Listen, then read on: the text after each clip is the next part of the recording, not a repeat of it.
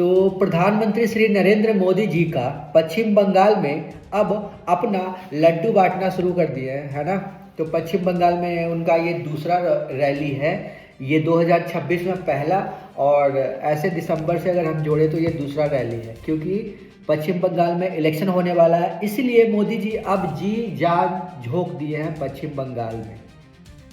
दरअसल बिहार जीतने के बाद मोदी जी अब पश्चिम बंगाल में अपना परचम लहराने की कोशिश कर रहे हैं। प्रधानमंत्री श्री नरेंद्र मोदी जी का कहना था कि बिहार में जंगल राज था और पश्चिम बंगाल में महाजंगल राज है।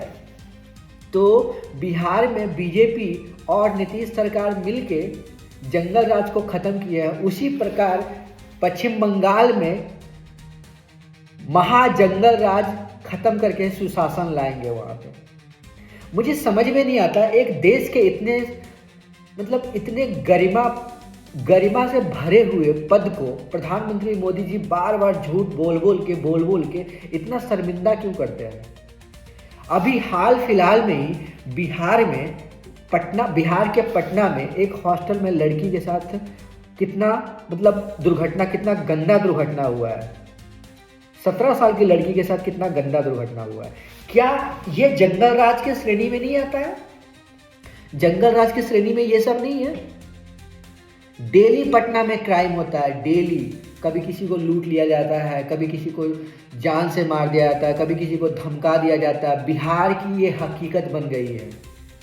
ये मोदी जी को जंगल राज नहीं दिखता है और जंगल राज खत्म करने के लिए अब वो पश्चिम बंगाल गए, वहां पे महाजंगल राज हो गया, क्योंकि वहां पे बीजेपी की सरकार नहीं है।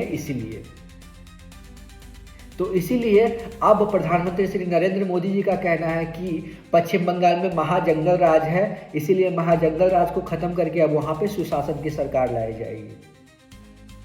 ममता बनर्जी पे बहुत ज़्यादा इल्ज़ाम लगाया गया है उनको कि वो घुसपैठिया अंदर लाते हैं और वोटिंग सिस्टम में गड़बड़ी करवाते हैं, जिसके कारण हमारे देश में अराजकता फैला हुआ है। उन्होंने ये भी, प्रधानमंत्री नरेंद्र मोदी ने ये भी इल्ज़ाम लगाया ममता बनर्जी पे कि जो केंद्र सरकार जो बाउंड्री को, जो हमारे सीमाएं होते हैं, उसको कवर करने के लिए ज़मीन मांगते हैं तो ममता बनर्जी उपलब्ध नहीं करवाते हैं। क्या ऐसा हो सकता है? केंद्र सरकार कुछ बोले और राज्य सरकार, वो भी देश की सुरक्षा का मैटर है, उसमें कोई भी सरकार मना कर सकती है? ऐसा हो सकता है? ये मोदी जी अब फिल्मी डायलॉग बना के विपक्षी को घेरने की कोशिश करते हैं।